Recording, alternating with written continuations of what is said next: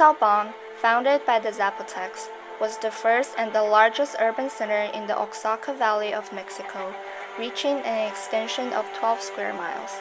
At Monte, some sophisticated works of art and architecture survived from the late primitive times, and the Acropolis had already been artificially flattered. The classic era of Zapotec civilization is known as Monte 3A and 3B. The Oaxaca Valley population grew to 100,000 inhabitants distributed in some dozen communities. Zapotec art, symbols, and writings, which are limited to the elite families, flourished during this epoch while carved stone are relatively rare. Monte's 25,000 residents occupy more than 2,000 family homes of 3 different styles.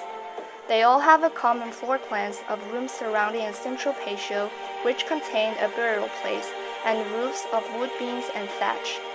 The simplest dwellings had water and dome walls with an open or semi-closed format.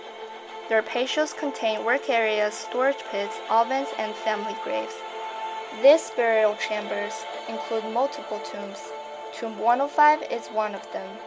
They are adorned with colorful murals and contain offerings of elaborate funeral urns, carved bone, and jewelries. In 1931, Alfonso Caso started investigations and restoration works, bringing the tomb paintings to their original appearances. He directed on behalf of the Mexican government at Monte that include many fine burial chambers containing treasures from the earliest era right up to the invasion.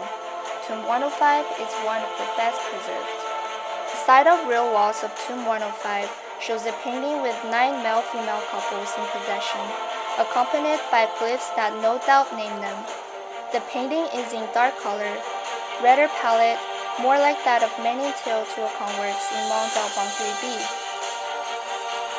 The red stands out from the rest of the colored surfaces of the murals and contrasts beautifully with the white stucco of the embrasures and the sunken patio. The background was painted with the Zapotec red mixture of 3 pigments. The colors were used to transform the tomb into a living repository from which the ancestors emerged. The space was a man-made cave and served as the symbolic womb of the lineage. The minerals hematite and cinnabar were used to paint the figures representing the defied ancestors. However, according to Arthur Miller, the figures convey a different set of relationships with the deceased. In dim light, cinnabar and hematite may represent the world of the dead, but he may be used purposefully to differentiate the distances in the line of ancestry of the lineage.